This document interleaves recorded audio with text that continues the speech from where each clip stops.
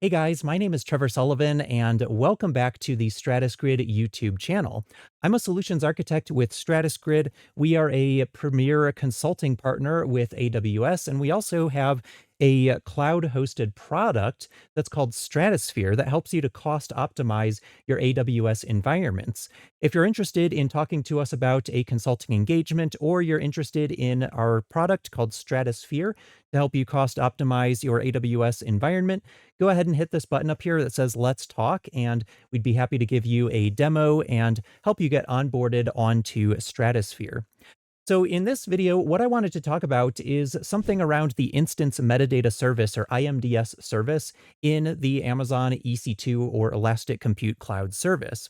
So as you may know, over in AWS, when you provision an EC2 instance, you have the ability to associate an identity and access management role, which is kind of like an application identity that has self-rotating credentials.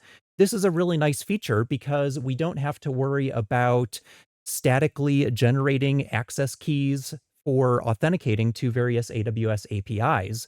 And this way we can improve security by automatically rotating those credentials on a regular basis. Plus, we don't really ever have to expose those credentials outside of the EC2 instance. We don't have to store them in Secrets Manager or Parameter Store or in Physical or some other kind of secrets management system. Instead, we just allow the IAM service that's integrated with EC2 to handle the rotation of those credentials. So if you go to an EC2 instance and go down to the security tab in the instance details, you can see that I have an IAM role associated with my instance. And that IAM role has to have a special trust relationship on it so that the EC2 service can even use that role in the first place. And then any permissions policies that are associated with this particular role are going to be granted to applications that are running on that EC2 instance that are consuming one of the supported AWS SDKs. So if you have an application that's built in maybe Rust or Golang or C#.NET or PowerShell scripts or even AWS CLI commands that are running inside of maybe something like a Bash or ZSH script on those EC2 instances, then they'll just automatically inherit the permissions policies. So in this case, I have a permissions policy that allows access to the EC2 APIs, the IAM APIs, the CloudWatch APIs, Lambda APIs to manage my Lambda functions or invoke them if I want to, as well as this Amazon SSM managed instance core, which is a very useful policy. This is just out of the box policy. It's called a managed policy in AWS that's just automatically available inside of your AWS account. And if you have an IAM role that has this SSM managed instance core policy and you add that to your EC2 instance, then your EC2 instance can take advantage of the simple systems management, or now they call it just systems manager service, that allows you to do a lot of really interesting management functionality. So you can deploy scripts to your instances, you can get a interactive SSH session through a web browser, but it's actually not really using SSH, it's actually using the SSM agent that's installed on that EC2 instance. So as you can see, this is a really useful set of functionality. But how exactly does the AWS SDK get access to these credentials? So once I've associated this IAM role with the EC2 instance, how does the code that's running on the EC2 instance actually get access to those credentials? Well, if you're new to AWS, it might seem a little bit like magic. And AWS has honestly made it very seamless for the SDKs to get credentials. So if you are a developer and you're using anything like, let's say, the PowerShell SDK for AWS, also known as the AWS tools for PowerShell. Maybe you're writing some automation scripts in this SDK. And what these SDKs do are they call out to the instance metadata service. And there's some great documentation here that covers the instance metadata service. This one is actually part of the user guide for Windows instances, but the instance metadata service is actually just kind of a generic concept. It doesn't really matter what operating system you're running on your EC2 instances, because it's really just a network service that's exposed inside of the EC2 instance as a local address that your SDK can actually access. So the way that the instance metadata service is that it exposes itself on an IP address internally. So 169.254, 169.254. And then there's this URL that you can drill into in order to get metadata about the EC2 instance, including the credentials that are automatically being rotated in the background by the IAM role that's associated with the EC2 instance. It's also known as the EC2 instance profile if you're doing any kind of automation around that configuration. So the IAM role is actually referenced by something called an EC2 instance profile, which is associated with an EC2 instance. And so the AWS SDK is able to automatically, you don't really have to worry about writing any of this code yourself, but when you call out to the SDK, it automatically goes out and looks for this metadata endpoint so that it can retrieve credentials and then use those credentials to call various APIs. And so that's why when you have an IAM role associated with an EC2 instance, then you don't have to worry about setting up any credentials inside of your code. You can literally just start to use AWS SDKs and it just automatically grabs those credentials and you're just good to go. So it's a very secure way of doing things, and it also really simplifies your code base so that you're not having to inject credentials inside of your code. You can just create the AWS configuration and immediately start calling various APIs. Now, the challenge that I wanted to talk about here specifically pertains to the V2, the version 2 of the instance metadata service or IMDS service. Now, if you check out the documentation for the IMDS, you'll notice that there is a hop limit. And this is a security mechanism that prevents other devices that are connected to the same network from hitting this internal endpoint on the EC2 instance. So basically what it is it's the number of hops on the network, also known as the TTL or time to live, that the response coming back from the service is allowed to traverse. So if it exceeds a single hop, going back to basically the local instance, then the request for those credentials in that metadata endpoint is going to fail.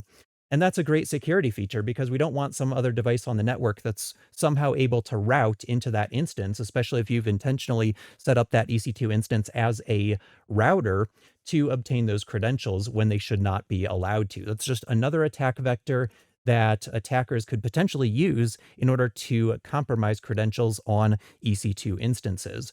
So we want to prevent that, and there is a hop limit.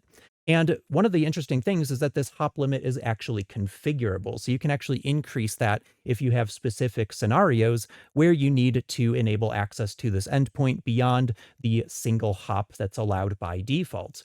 Now, what is a situation where that might be the case?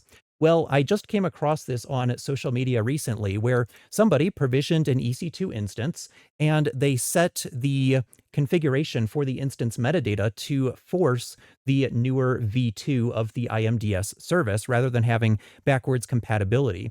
And if you go to the instance details on the details tab here, at the bottom, you can actually see there's an attribute here called IMDS v2, and this is set to required on this particular instance. But if you right click on the instance and go to the instance settings submenu here, you can actually choose this option to modify instance metadata options.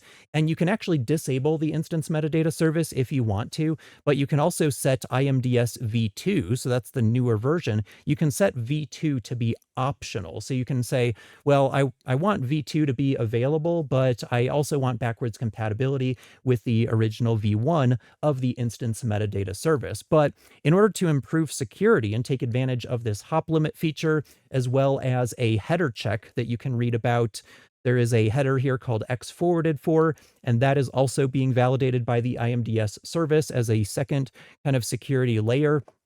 If you don't want to take advantage of that functionality, you can leave it at optional. But in general, we're going to recommend that you do set IMDS v2 to required so that no IMDS v1 calls will succeed. You're basically locking down that less secure functionality from the v1 metadata endpoint and forcing the SDK to use the v2 endpoint, which has those additional security measures. So One of the scenarios where this issue crops up is when you run a Docker container. By default, a Docker container actually runs in a NATed virtual subnetwork inside of the EC2 instance, and we're actually going to take a look at how that works. So if you're interested, you can follow along with me here. We're basically just going to reproduce this scenario so that you can see the behavior of the AWS SDKs when we run inside of a Docker container with the V2 IMDS. I'm just going to call this Trevor SG01, and we're going to use the Ubuntu Linux operating system here. I'm going to go ahead and use the ARM CPU type here, and let's choose something like a T4G small here. I'll go ahead and choose an SSH key pair here that I can use to authenticate. I'm also going to activate the Simple Systems Manager service as well by associating my IAM role. I'm going to edit my VPC here and choose one of my public subnets, make sure that I have IP connectivity as well as IPv6 connectivity. I'm going to choose a security group here that allows SSH inbound from my network here. Let me bump this up to 10 gigs just so we have a little bit of extra storage, and we'll use GP3. And then down under advanced details here, I'm going to go ahead and choose my dev server role here. It's called Trevor Dev Server, and this has those policies that I showed you attached to it that allow access to the systems manager, managed instance core policy, the EC2 APIs, IAM APIs, and things of that nature. I'm also going to choose the spot pricing model right down here under purchasing option. And because this is just kind of a temporary instance that I'm spinning up and it doesn't really have any production needs, I'm just going to set it to a persistent type here, and this will allow me to save a pretty significant percentage on my spend when this instance is running. And when it's interrupted, we'll just choose to stop. All right, so now that we've got all that set up, I'm going to go ahead and just do a launch instance here. And once this instance is up and running, we're going to install the Docker engine on it, and then we're going to run a container using the default networking configuration and see how it is able or not able to get access to the credentials using the instance metadata endpoint. So what I'm going to do is go over here to that instance. I'm going to find the IPv6 address for it right here. Let me fire up a new shell session over here, and we're just going to SSH into that instance. So it'll take it probably a second to come up and running here, but then we'll just confirm the host key here. If you have problems connecting to it, most likely it's related to your EC2 or VPC security group rules. So you can just go over to your, I think it's under the security tab, open up this security group and make sure that you have a rule that allows inbound access to the TCP port 22 for IPv4. And if you're using IPv6 like I am, you want to make sure that there is a separate rule for that as well. All right, so what we're going to do now that we are logged into our instance here is go ahead and install Docker. So we're going to do sudo apt update, and then we'll do a sudo apt install on the Docker engine. And then we'll go ahead and just run a new container. I'll probably use PowerShell as an example, just because it's a really easy way to install one of the modules for the AWS SDK. So let's do a sudo apt install docker.io -- yes. And then once the Docker engine is installed, we'll just spin up a container. We're going to use the default configuration for networking. So we're not going to attach it to the host network interface, which is an option for you to kind of work around the hop limit limitation. But I just wanted to show you kind of the default behavior. So if we do docker network ls, let's actually do sudo docker network ls here. You can see that we have this bridge network here, and this bridge network is going to be the default NATed network that containers get IP addresses on. So they can make external calls out to the internet through the host's network interface, but in order to access the container, you actually have to do a port mapping. So it's going to have an additional hop because it has to route from that NATed internal network out to the host network adapter, and that's a second hop. So if we do a docker run, let's do --rm-it mcr.microsoft.com/PowerShell. And let's also do a sudo there.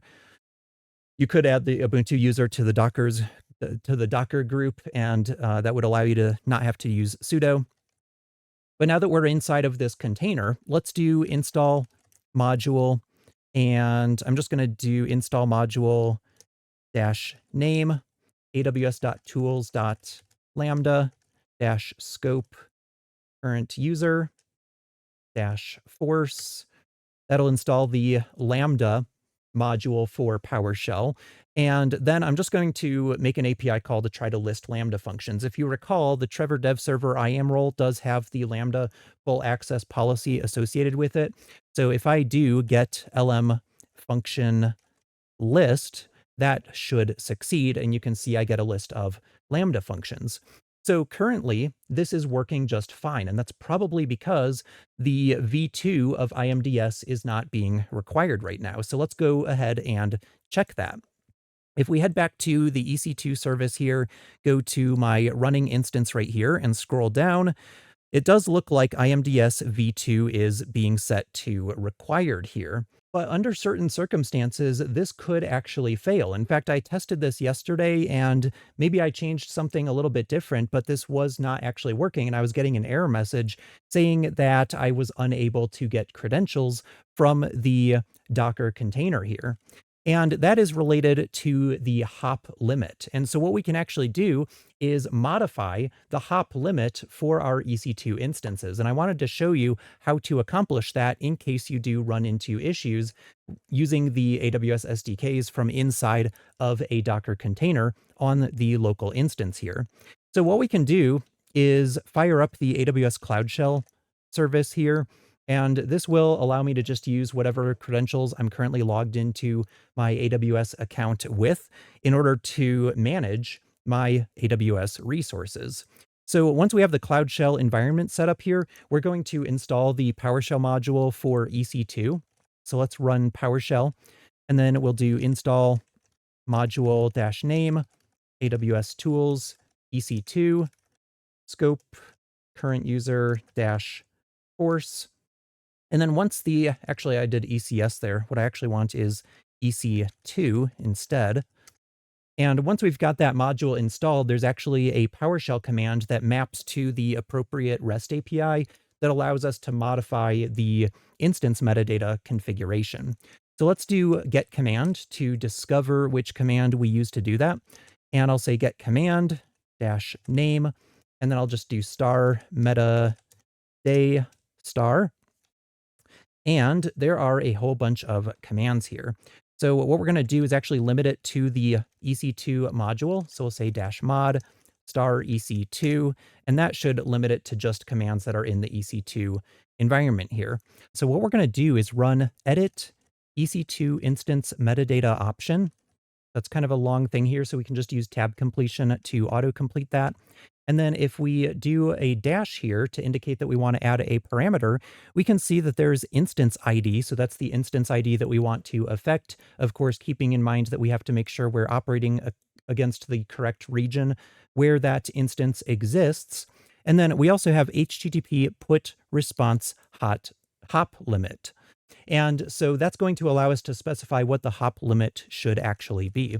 Let's go ahead and specify the instance ID right here. We'll do instance ID, and then let's go ahead and grab the instance ID from our console. So we'll go to EC2, just middle click that to open it in a new tab. And then if we go down to our EC2 instance, we can just click on the little copy button next to the instance ID and paste that in. And then we'll do the HTTP put response hop limit, and we'll go ahead and set that to 2 instead of 1, which should be the default. And so now we've modified that, and we can go ahead and go back to our shell session over here and go ahead and run a new container here. And then once we run a new container, we should be able to do, let's say, install module aws.tools.lambda scope current user dash force. And then we should still be able to call the AWS SDK. But if we bump the hop limit down to 1, then we'll probably run into issues. So let's do get lm function list here. You can see it works perfectly fine. Let's go back to our Cloud Shell here and change the hop limit to 1 instead. And let's go ahead and try this again. And you should see that it actually fails here. It'll take it a few seconds for it to fail because it's actually trying to wait for a response from the instance metadata service, but it's not retrieving it. So ultimately, you're gonna get a message here that says that no credentials were specified. And if you receive this error message, then it's very likely that it is related to this hop limit over here. So rather than going over to the EC2 console and simply disabling V2 as being required and setting it to be optional, that would potentially add more risk to your EC2 instances. Instead, what you can do is go ahead and actually modify the hop limit here, set it to 2 instead of 1, and then that will allow your containers that are running inside of the Docker engine, inside of that natted network environment, to actually access the instance metadata service. Now, as you can see, it's still going to fail here because I didn't set it back to 2. I guess they maybe changed the default to be 2 so that it can actually allow Docker containers to work, possibly since yesterday when I initially discovered this. But when we bump it down to 1, it does actually fail. But I wanted to show you another way to work around this problem. So rather than launching a container in the default bridge network, we can actually attach the container directly to the host network interface. So to do that, it's really simple. All we do is use the -- net equals host. You don't have to put the equal sign there if you don't want to. It's kind of up to you what syntax you prefer, but we just do net host, and that will attach the container directly to the host's network interface rather than deploying it into the bridged Docker network. And so that way, once again, we should just be doing a single hop. So if we do install module, AWS tools, Lambda, scope, current user - force, give that a second to run, and then we'll try to list the Lambda functions again. So we'll do get lm function list. We should see that work just fine here. So if you do run into credential issues from the AWS SDKs on your EC2 instances, just be aware of that hop limit and that you might need to bump that up by 1 or potentially 2 values, depending on what kind of use case you are implementing inside of your environment. And once you modify that hop limit, you should be able to access the instance metadata service. So just be aware of that feature. And then one other thing I wanted to mention is that you can actually enforce the instance metadata V2 service to be required by using a compliance service in AWS known as AWS config. So essentially what AWS config does is it goes out and it scans your deployed existing resources in your account and it evaluates them against a set of rules. And one of the rules that's provided out of the box, these are called managed rules, very similar to how IAM policies that are built in are called managed policies. But if we go to add rule over here, and then search in the list of 365 AWS managed rules, you can search for IMDS. And if we scroll down a little bit, you can see there's EC2 IMDS v2 check. And this will ensure that this is set to require the IMDS v2 service. Now, something that's kind of interesting about this particular rule, actually, it's a slightly different rule. So let me go back. There's actually a second rule right below that in our search results called EC2 token hop limit check. And this rule allows us to actually validate that our token hop limit is set to a particular value. So if there are certain EC2 instances that you want to have a value of 2 and other ones that should only have the default value of 1, then you can go ahead and specify those in your AWS config rules and evaluate your EC2 instances against those config rules. And then if any EC2 instances have a hop limit that doesn't match what you expect it to be set to, then the detective compliance over here will show that those instances are non-compliant. Then you can drill into those and actually see which ones are showing as non-compliant or compliant with that particular rule. So this is a slightly different rule here that's checking for SSM, but we can actually see which ones are compliant here versus non-compliant with this particular rule. And if you were to implement that other rule for the IMDS service, you would see very similar results so that you can go action those non-compliant resources and fix the hop limit. Or you could even use the automated remediation capability in the AWS config service that allows you to build a custom remediation solution to go out and actually fix those automatically so that you don't even have to spend time doing that. So just be aware that there are a couple of rules that are built into AWS config that help you to validate your instance metadata configuration. All right, so go out there, make sure that you're using instance metadata v2, make sure that that hop limit is something that you're aware of if you are using Docker containers on a bridge network, so that that hop limit can be set correctly and allow you to retrieve credentials from your IAM roles. Thanks so much for watching this video. We'll see you in the next video. Make sure that you like and subscribe to our channel so that you can learn more about cloud technologies.